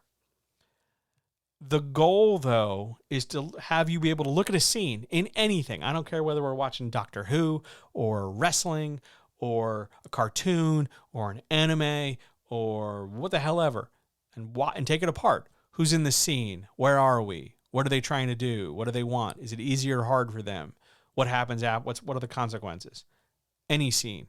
You can practice this. You can practice this at home. Literally watch anything you want. It will make a difference. So if we have our character and we have our plot and we can then map out these scenes, we have to just go through the plot. This is how we're going to wrap up our 2 hours because we're just past the 1 hour, 30 something minute mark. How do we build a story out of these pieces? Well, we identify the arc. We have our A-plot arc. We've got to rob this casino and try to retire. But what's our character arc? What's our B-plot? I've decided our B-plot's going to be a character arc because that's the easiest thing to do compared to all the other things it could be for a B-plot. And it just makes sense for the kind of story I'm telling. It's not bad. It's not lazy. It's not wrong. It's just a choice. And I picked the thing I'm comfortable choosing. There. So, what's our B-plot? Our B-plot could be our character overcoming an obstacle. So, what obstacle could our character be overcoming? Maybe they need to admit their feelings to someone they've worked with before. Maybe they need to ask forgiveness. Maybe they need to admit something or say something or do the right thing. Maybe they need to let go of guilt or shame. It's a crime story. Those are pretty appropriate ballparks of feelings to work in. So that's what we do. So what would that look like? Well, let's say we have to have this character apologize and let go of the guilt, or apologize and do the right thing when given a chance. Something like that. So we have to break this down.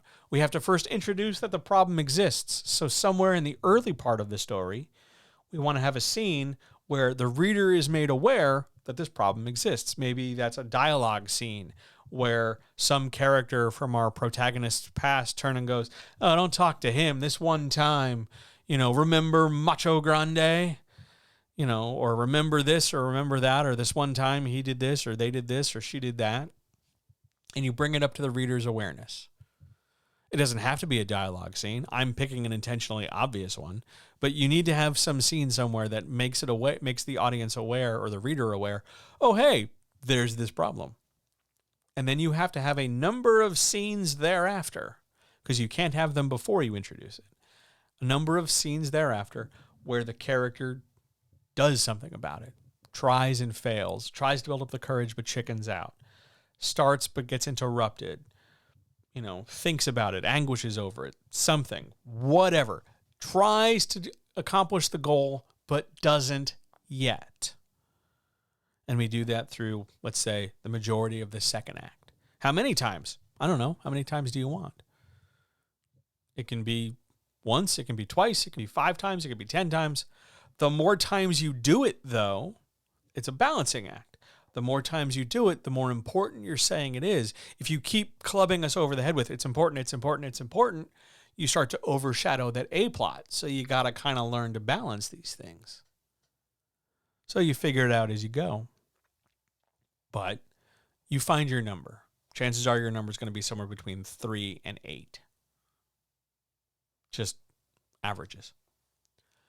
So you build up and you build up until eventually we reach a point in the story where the stakes are at their highest. Stakes are the amount of risk, the amount of danger, the amount of tension, the amount of everything. Where we're at the point where we can't get any more anything. We can't get any more dangerous. We can't get any more risky. We can't get any more worried. We can't get any more potentially harmful or potentially catastrophic. We are at the superlative highest point of tension, danger, risk, fear, even possible success. It's the biggest, highest point of emotion in the story, where the reader is on the edge of their seat, gripping their book. Oh my God, what's going to happen? Oh my God, what are we going to do? I can't, I have to keep turning the pages to see what's going to happen. That moment is the story's climax. The climax is the end of Act 2 and the space between Act 3. Climax can be a scene. It can be multiple scenes. It can be a chapter. It can be multiple chapters. It's just the amount of story where emotions are at their highest and the possible risks are greatest and the possible reward or rewards are greatest. It's that moment where we could kick the karate bully in the face. It's the moment where our hero, avoids the double cross and manages to rob the casino and make good their escape. It's the moment where the gut shot ball player knocks a home run. It's the moment where our hero confronts their uncle who murdered their father to sleep with their mother. It's the moment where the 2 star-crossed lovers decide on their murder-suicide pact. The climax. If you're ever unsure if your climax is good enough or big enough, make sure that at no other point in the story, especially before, but also after, is more intense and has bigger stakes or bigger danger. This is supposed to be the big stuff, the biggest payoff for both the A plot and ideally B plots. Both. Not necessarily all done by the same action.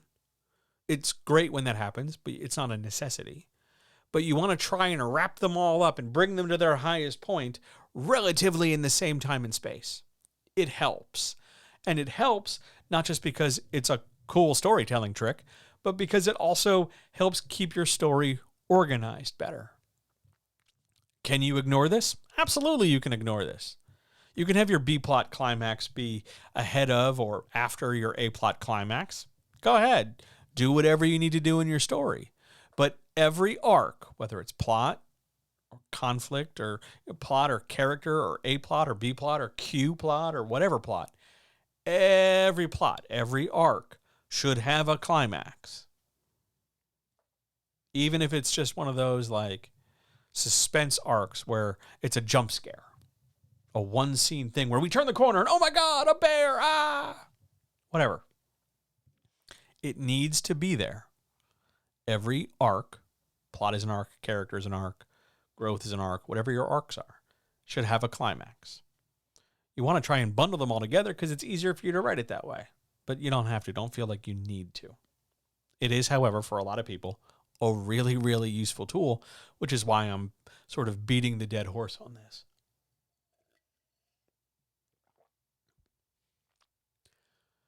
From here, once the climax is done, we move to resolution, the third act, the last part of the book, the last part of the story. This does not have to be a particularly long section. Sometimes it is. Sometimes it's just, our Asian janitor friend nods at us and we get a hug from the blonde girl with the butt. And then we move on with our day and we go to credits. And other times it's a protracted thing where we see people celebrating our casino robbery. And other times we, after defeating the big evil guy, we find out that, our other heroes also survived. And it takes as long as it needs to take. But in resolution, the third part of an arc, the third act, the last part of the story, we wrap things up. We've completed the climax. There's no longer a central challenge. Whether that's an A plot or a B plot or whatever, that challenge is gone. Our hero or protagonist or main character or characters either overcame it and accomplished their goal, or in some other way resolved their question or resolved their challenge. And the third act answers the question, now what? And that now what is where you demonstrate that the character has changed from how they were at the beginning. So for our haunted loner who's running out of last chances, our third act might look like, well, they successfully robbed the casino. So now they get to disappear and get left alone and finally open, that combination ice cream parlor and fruit orchard on the south coast of Spain where the sun streams through the windows and they spend their days smelling fresh fruit and eating chocolate chip cookie dough ice cream. Or they finally, buy that taco truck they've always been dreaming of or whatever. The resolution, the third act, is about what next. It does not have to automatically and always leave the door open for the next story. You don't have to have a moment where we cut over to the hero or cut over to the villain rather and watch their hand break out of the grave because they could be back for the sequel. You don't have to mention a sequel at all, even if you're planning to write a series. You just need to wrap things up, accomplish the conflict, or get defeated by it, and either way, win or lose, move the story forward. And that's true for a single individual book that stands alone, and that's true for any book in a series. Now, if you're writing a series, let's be real clear. If you're writing a series, you're going to take these exact same lessons and stretch them out. In addition to having them within the book, you're going to basically duplicate them and stretch them over multiple books so that not only is our one book a standalone, because maybe I don't want to read books 2 through 22. Maybe I just want to read book 1 and call it a day. But books within a series also represent parts of arcs. Some, the early books in our series are essentially our series first act. And middle books in the series are our series second act. And then somewhere we have a book that is a series climax. And then somewhere at the end of our series, or as our series wraps up, we have the series, resolution. Anybody who talks about writing and says something like, well, there's a little bit, they take one arc and stretch it a little bit, they cut it into pieces and stretch it across multiple books, is misunderstanding how to build that series. If we have each individual book standing alone by itself, and then a collection or stretch of books put together act as essentially 3-act structure for multiple books, that's how you build a series. That's how you build a series arc.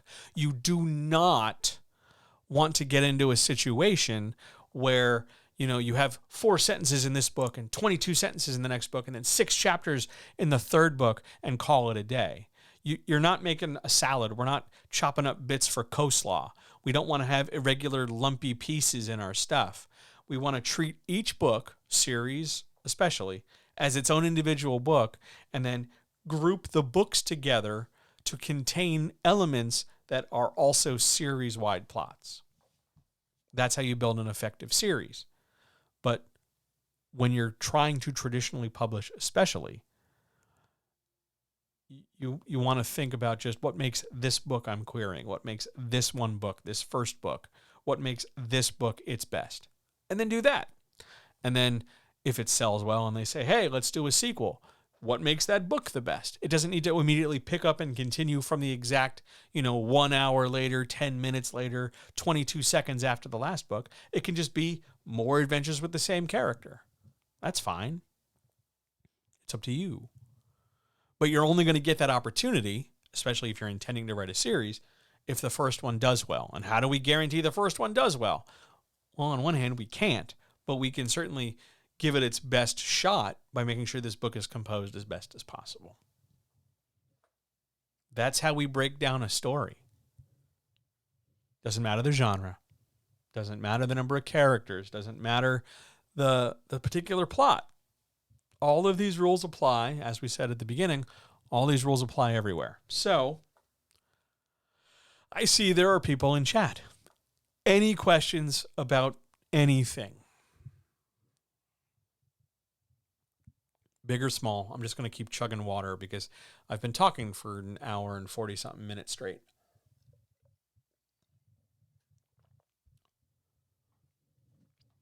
How do you write a likable, unlikable character? You mean a character that is unlikable but is still tolerated by the reader? That character, the unlikable one, has to have a reason they're unlikable. There has to be something about the character that is unlikable. And I'm making a distinction between being an unlikable character and being an antagonist. There's a difference between being just unlikable, like they're a jerk, versus, oh, you're the bad guy of the story, who is also a jerk, but they're governed by different rules. An unlikable character has a thing about them that makes them different from other characters, and that's the thing that makes them unlikable, but has other traits in addition to it that does not make them also unlikable. It doesn't conflict them. So maybe it's the Raphael from the Ninja Turtles is just like all the other Ninja Turtles, believes in all the same training, believes in Splinter, knows all the stuff, but is himself a little bit more hostile or aggressive or selfish. So he's a likable, unlikable character. He doesn't get along. He isn't just like everybody else. He's got one thing that makes him stand out and can be abrasive to others, but beyond that, he fits in with the rest. This way, he is both likable and unlikable. You don't only want to define this character, this unlikable character, by just they're just one thing. They're just that one unlikable thing, whatever it is, right? Let's call it X. They're just X. Don't skip that other development, because without the context of the other stuff, X won't really matter. They'll just feel shallow. That's how you make a likable, unlikable character. Great question. Was almost a Wednesday night chat question at some point, frankly. So I'm glad you asked it now. Anybody else? While I chug more. Golly, I'm just killing the water today. There was a kid I was a member of a Discord for a while. There was a kid who I really liked. He was a good kid. But he would every day ask me how many glasses of water I had. And I still think about that.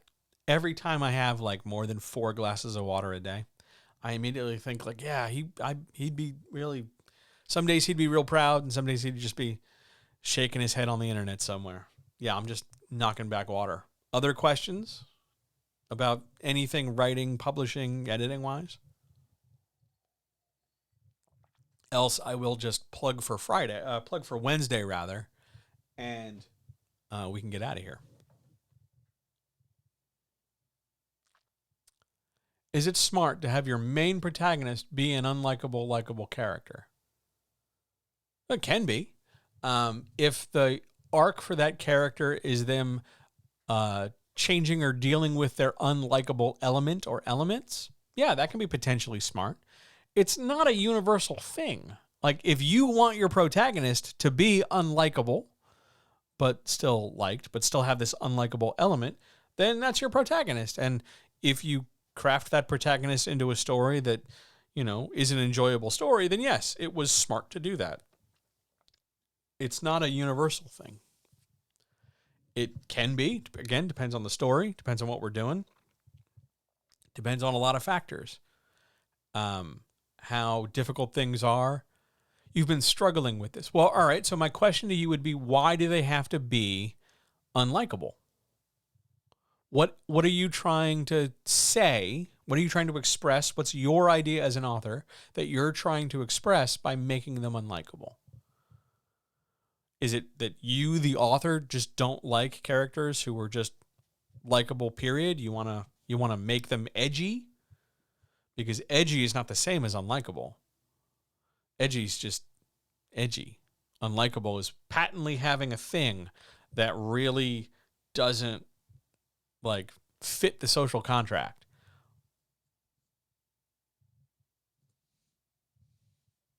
Like they're a libertarian or a Tory or something. Or they eat mayonnaise. Or apparently there's a whole subset of humans who don't wipe after bowel movements. I just found out about this group it's a whole thing. And I'm sure they're maybe nice people, but that's just a weird, unlikable element in them. He intentionally causes pain for the individuals around him in order to... He causes pain for the individuals around him in order to avoid getting those individuals killed. So he hurts them to protect them. He thinks he's doing a good thing, but he does a bad thing for a good reason. That is not the same as an likable character. Unlikable would be an unlikable character would be a villain. Would be a villain in any other context. An unlikable character would be our mopey emo vampire who's the head of a rock band who also eats babies. He's patently unlikable, but we like him because he's our main character. And aside from the baby eating stuff, he's a cool guy. The guy goes way overboard as I have it set up right now.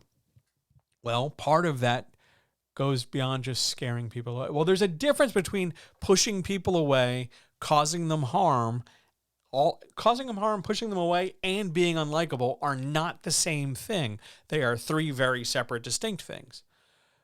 Being scared and therefore, as a result, pushing people away so that he protects himself by hurting others is not unlikable. That's just immaturity. That's not the same thing. Being somebody who lashes out under the idea or the misdirected idea that I'm protecting you, so I'm lashing out, is not an unlikable thing. That's, again, just immaturity. Unlikable is doing something expressly unlikable, but the audience or readership sympathizes with them, and that's what makes them likable overall. So, yeah, I'm a bank robber, but I'm doing it to save my kids. I'm an unlikable likable. If I'm just a character who, says things and pushes people's buttons and pisses them off and chases them away, then that's not necessarily likable, unlikable so much as it is I'm a character who probably will benefit from an emotional growth arc as I grow the hell up in the story. This sounds to me like you're getting bogged down in the terminology more so than the context of the story.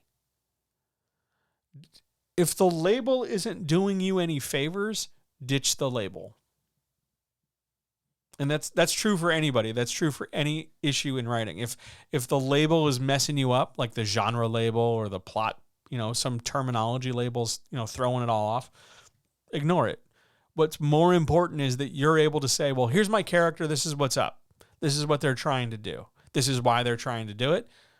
Here's their arc. Here's their story. Here's the difficulty they go through. Here's how they overcome or win or lose or whatever. Those things explained in your own words are always, always, always going to be more important than your ability to juggle all the jargon and terminology. There are very, very, very few professional and otherwise circumstances where you are going to be quizzed or something on the terms.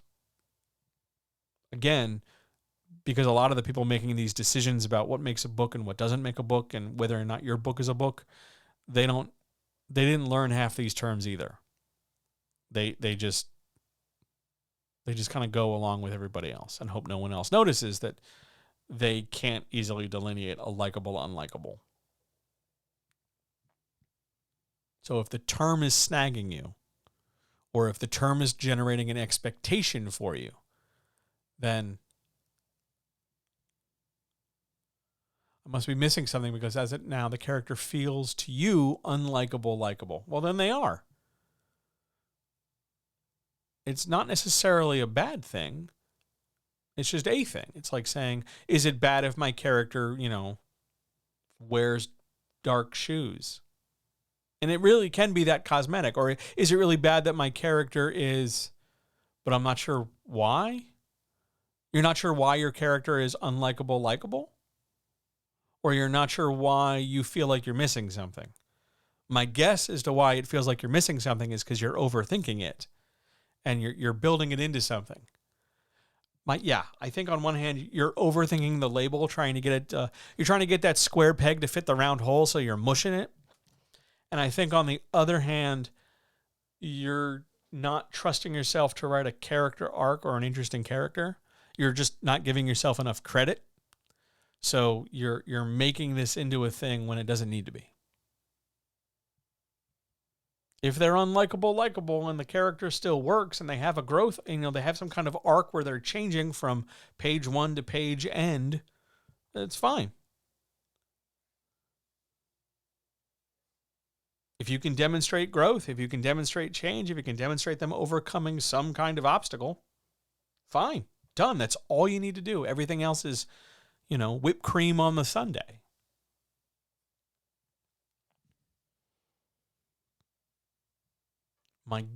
I think there's a lot more overthinking and anxiety parked and wrapped up in this idea. Just a gut feeling. And if that's the case, it's fine. People totally freak out about this all the time. You're not alone in this. Absolutely. The best thing to do, what if I was having them work towards the opposite direction? Well, that's a growth arc. If I start off as a jerk and I learn to be less of a jerk over the course of the story, that's a growth arc. That is a really great arc for almost any character. I have a problem, I learned, and by the end of the story, I've resolved the problem, and I'm different for it. Ta-da! That's, would you like some air horns? Like, That's just a good arc.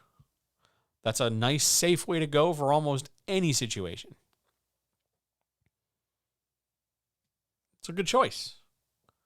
There aren't really many bad ones, frankly. I mean, you'd have to pick let me think of a bad one off the top of my head. How about I have an unlikable character and they're only going to get less good?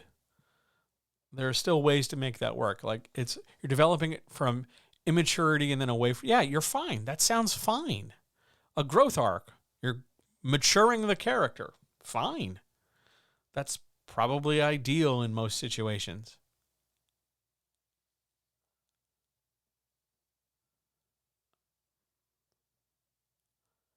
I used to eat babies only once a week. Now I eat them 4 times a week. Okay, great.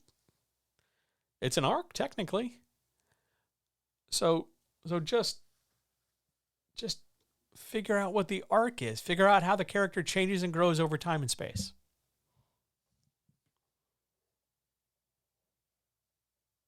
And then after you figure that out, then worry about the character's likability versus unlikability. Because one of those decisions works on a much bigger story level than the other. Because you can modulate a character's likability or unlikability based on the words you choose.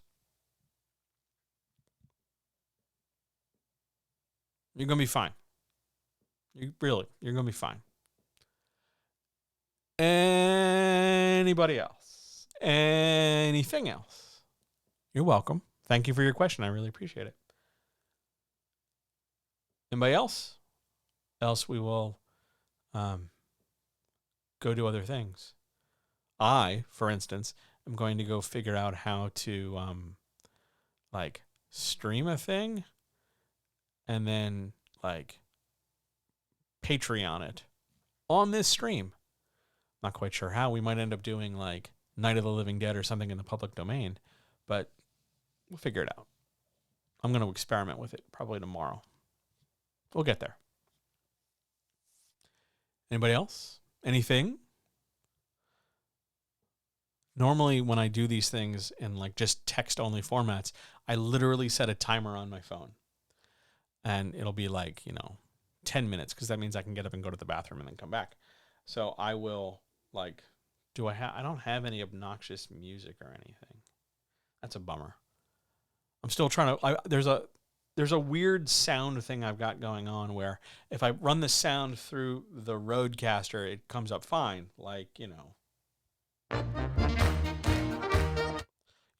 Polka, hooray. But the minute I do something through the deck over here, which is on a completely different plug, it sounds like a tenth as loud. I'm trying to work that out. But that's neither here nor there, nor is that entirely relevant to what's going on. But quick question for a friend. Okay. Is this question about to start with, I have a friend? Because those are some of my favorite kinds of questions. I have a friend who... Or is this a I heard on the internet kind of friend? Both of those are some of my favorite questions.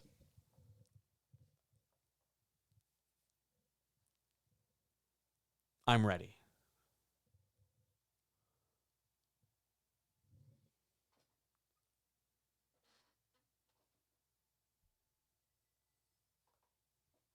Mm-hmm.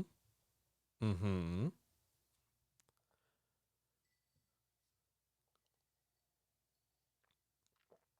I have a friend who's writing an essay on a person he admires. Cool. Okay. Yes. Next step. He's meant to say why and who he admires. Okay. So who he admires and why he admires him. Great. Cool.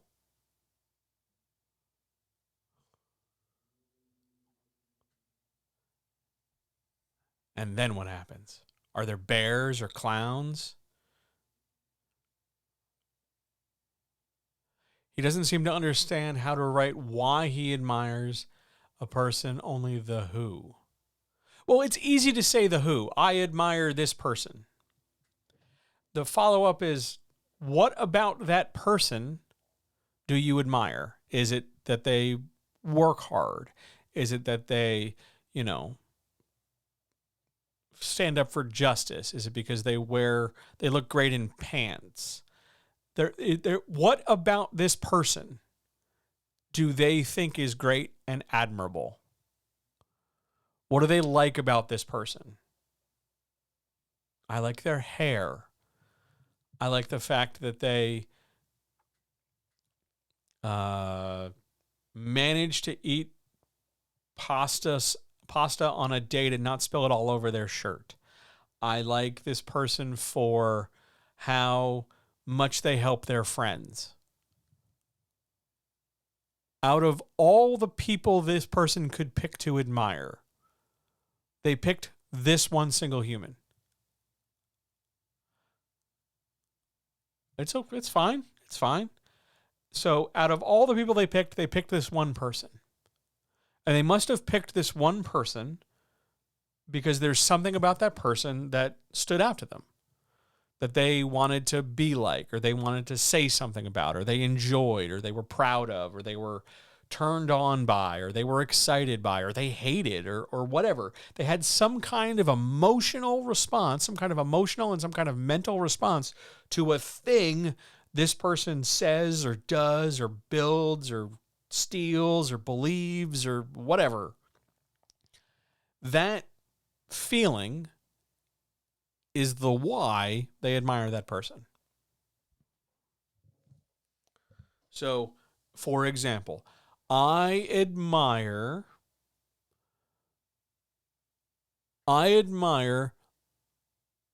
Obadiah Holmes because he stood up against religious oppression.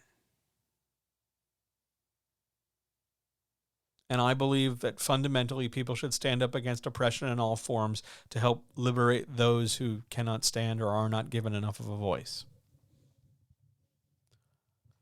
There's a person. Here's what I like about the person. And I've translated that into how it personally relates to me. That's the why. I admire person X for reason Y because it ties to my life Z. No problem. Glad to help.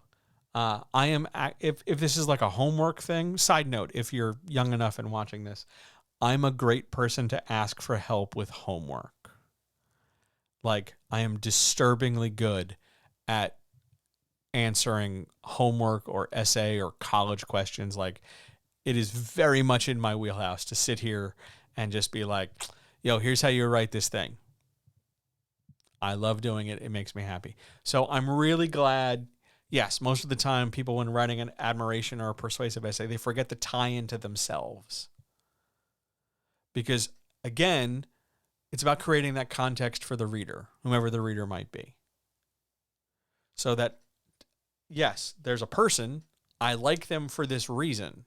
I like this about them. And then you tie it into how you feel and what you think. Because that way it shows, oh, you didn't just pick a person out of a hat and whatever. You're putting the pieces together. Do not neglect the tie-in. Makes a huge difference. Good question. Anything else?